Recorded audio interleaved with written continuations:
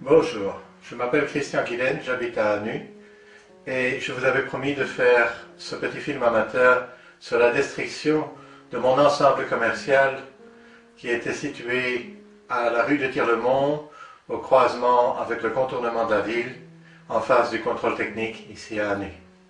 Notre Constitution prévoit l'inviolabilité du droit de propriété. Et la seule façon pour déroger à cela, c'est l'expropriation. Mais l'expropriation a une condition essentielle, c'est que le propriétaire reçoive des indemnités justes et préalables, voire l'article 16 de la Constitution. Je suis un fervent défenseur de la construction du rond-point en question, parce qu'il y a une nécessité urgente au point de vue sécurité routière. Et j'ai toujours marqué ma volonté dans ce sens. Le fait de l'expropriation a de ce fait pour moi été accepté bon gré mal gré pour cause de nécessité publique.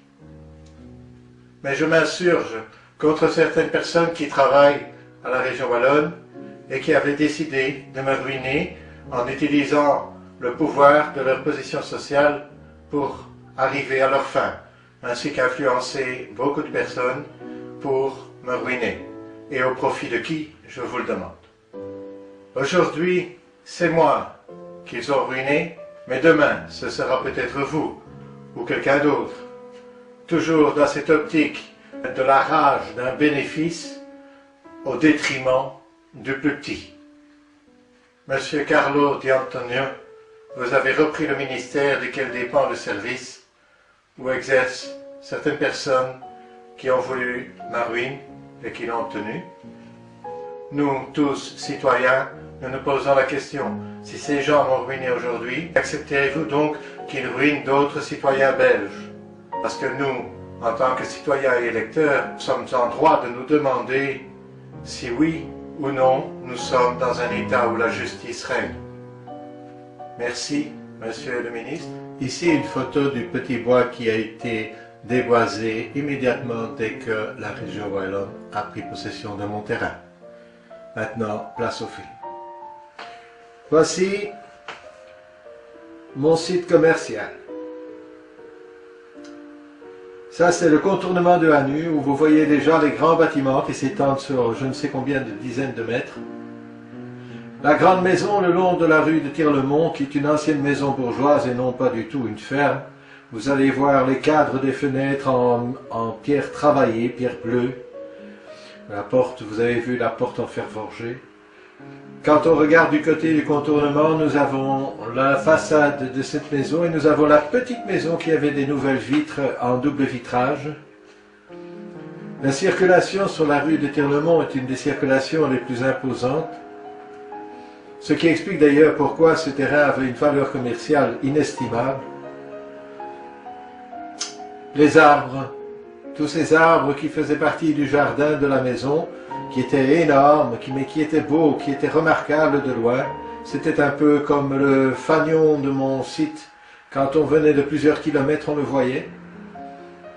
Ça, c'est l'entrée du parking. Voilà, vous êtes seulement à la porte, parce que le parking est beaucoup plus grand que ça. Il fait plus de 2700 mètres carrés. Remarquez que partout, j'avais gardé de la verdure, parce que je suis un défenseur de la nature.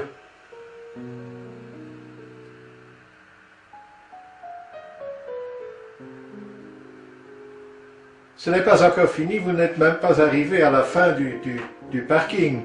Là, vous voyez déjà les champs se dessiner, et mon premier voisin, de l'autre côté, qui se trouve être un ancien camp militaire qui a été transformé, vous le voyez beaucoup mieux ici, qui a été transformé en zone commerciale.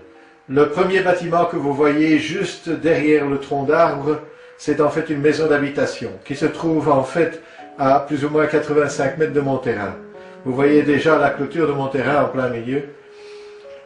Il faut savoir qu'il y a une loi qui prévoit que les terrains qui ne sont pas bâtissables peuvent être rendus bâtissables très facilement si vous vous situez à moins de 100 mètres d'une habitation. Or ici, mon terrain, du côté que nous avions vu avant, est voisin d'une zone habitable et du côté que nous venons de voir, est à 85 mètres d'une habitation. Remarquez qu'en face de mon terrain, il y a une construction qui est composée d'une construction plus ancienne et une construction récente et qui forme le contrôle technique. Et chose très amusante également, le contrôle technique se trouve dans la même zone que moi, c'est-à-dire une zone soi-disant agricole. C'est très agricole un contrôle technique à mon avis. Ici vous êtes dans le magasin où il y avait de nombreuses pièces et un stock pour une valeur de revente plus ou moins de 150 000 € que j'ai été obligé de liquider pour plus ou moins 3 000 € parce que sinon on me le mettait à la rue et je n'avais vraiment pas le moyen, vu la petitesse de ce qu'on m'a donné comme valeur, de louer ou d'acheter quoi que ce soit pour aller stocker mon stock. Regardez la dimension de ce grand entrepôt de 550 mètres carrés. Remarquez, c'est quasiment la moitié d'un terrain qui permet de construire une maison avec un grand jardin. Mais c'est un entrepôt seulement. Regardez les stocks de pièces, il y avait un stock assez impressionnant. Là, nous entrons dans le second bureau, ce que je n'utilisais pas pour faire le bureau, mais que j'utilisais pour stocker des pièces. Ici, tout un stock Ford d'origine, bien sûr. Hein? Là, ce sont les rangées de pare-chocs. Il y avait une quantité impressionnante de pare-chocs. Quand vous savez qu'un pare-choc coûte plus ou moins 250 €, vous imaginez la valeur. Ici se trouvait l'arrière, où normalement j'aurais dû construire un magasin en prolongation du grand entrepôt pour pouvoir développer mon commerce, mais ce qui m'a été interdit parce que le terrain est en expropriation. Là, ce sont l'arrière de l'entrepôt, là où normalement il y avait tous des petits ateliers. Ceci, c'est un des grands garages à l'arrière qui est prévu pour 2 camions, avec une fosse en béton armé pour camions. Vous pouvez rentrer avec un camion et sa remorque sur la fosse. Ici, vous vous trouvez sur l'arrière du terrain où tout a été déjà déboisé avant que je ne commence à filmer. Il restait que quelques troncs qui sont un peu comme le cimetière de ce petit bois que j'avais mis tant de mal à préserver et que vous avez vu sur la photo avant le film. Le petit bois atteignait plus ou moins à 1 mètre de la rue asphaltée que vous voyez ici. Voilà tout ce qui reste de ce petit bois. C'est la première chose que la région wallonne a faite, déboiser. Seulement, si vous savez, la région wallonne a obtenu une seule autorisation pour faire le travail qu'elle fait là, c'est-à-dire construire le rond-point, à la condition et parce qu'il n'y avait pas de déboisement. Or, la première chose que la région wallonne a faite, c'est de déboiser. Seconde chose, pour le déboisement, il n'y avait pas d'autorisation urbanistique. Troisième chose, pour démonter, pour démolir, pour abattre tous mes bâtiments et mes biens commerciaux, il n'y a jamais eu de demande et il n'y a jamais eu d'autorisation urbanistique non plus. Voilà ce qui reste de la véranda. Il y avait encore à ce moment-là les arbres du jardin, voyez-vous. Vous les voyez bien. C'était un jardin qui faisait plus ou moins 10 heures. Il avait pas mal d'arbres, très remarquables, comme je le dis, on les voyait de loin. Ça, c'est le chantier de quand ils ont démoli la véranda.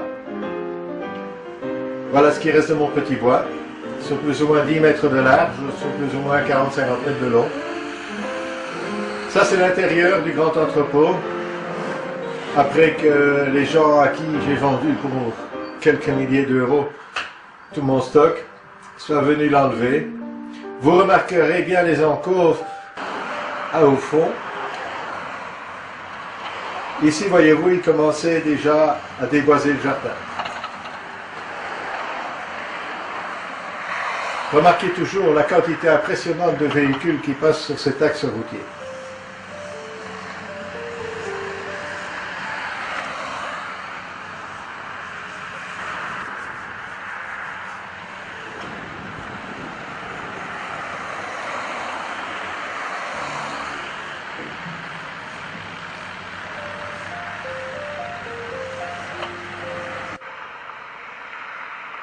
De nouveau, ce qui reste du petit bois.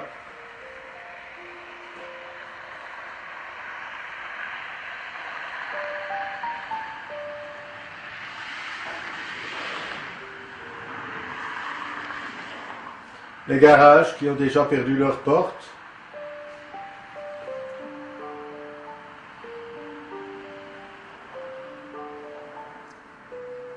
Remarquez qu'ils ont déjà démoli l'entrepôt qui se trouvait au fond de la cour asphaltée.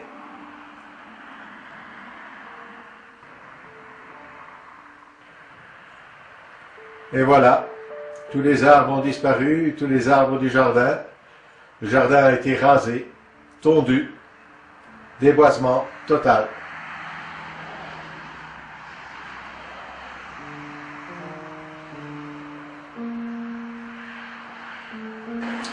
De nouveau, nous voyons la grande maison le long de la rue de Tirlemont.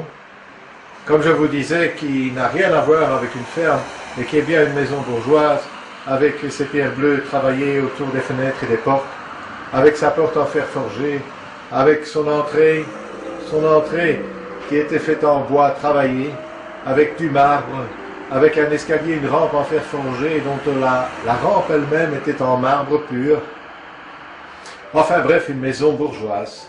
Voici les fosses qui se trouvaient dans les encoffres dans le grand entrepôt, pour bien démontrer que cet entrepôt n'a rien à voir avec un entrepôt où on peut entreposer du foin ou des choses pareilles. C'était un garage, ça a toujours été un garage. Et ces fosses font partie intégrante de l'entrepôt. Ceci c'est l'arrière, voilà, tous les garages arrière ont déjà été rasés. Sauf une chose qu'ils n'ont pas su raser trop facilement, c'est la fosse pour camion dont je vous parlais tout à l'heure. Parce que c'est une fosse faite tellement solide qu'il a fallu utiliser des moyens beaucoup plus puissants pour la mettre en morceaux. Remarquez que la surface du terrain vide commence à agrandir sérieusement. De nouveau la rue asphaltée et ce qui reste de mon petit bois. Ça c'est le garage atelier qui se trouvait le long de la grande maison.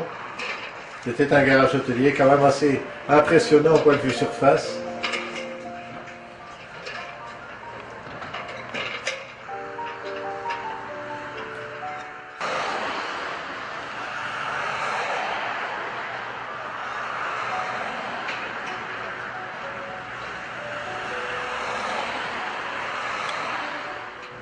Et oui, c'était grand.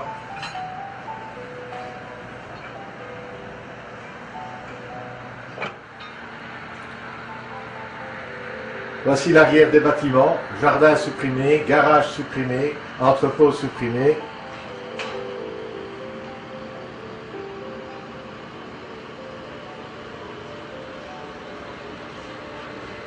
Là, ils ont fait une grande percée dans le mur de l'entrepôt central, parce que le toit était en éternite.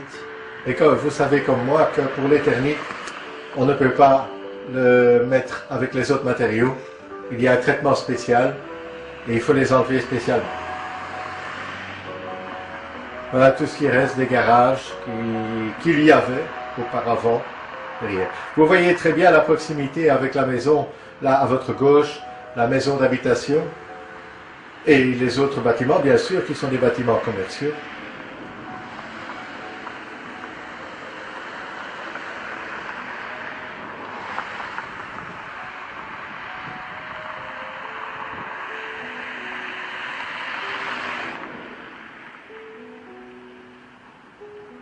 Ça commence à faire bien vite.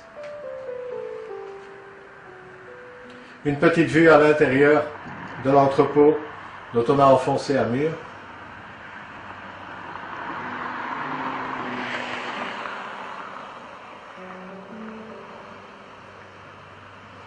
En fait, voyez-vous, toutes ces fenêtres et ces portes, c'était des passages vers les ateliers qui faisaient la partie qui continuait le grand entrepôt.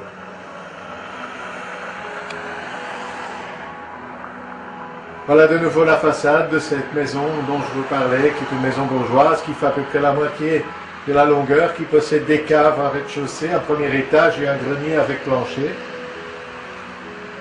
Tout est dans un style hautement bourgeois, les fenêtres sont des fenêtres guillotines, c'était une chose très rare à cette époque-là. Vous avez vu comme moi passer l'année 1721.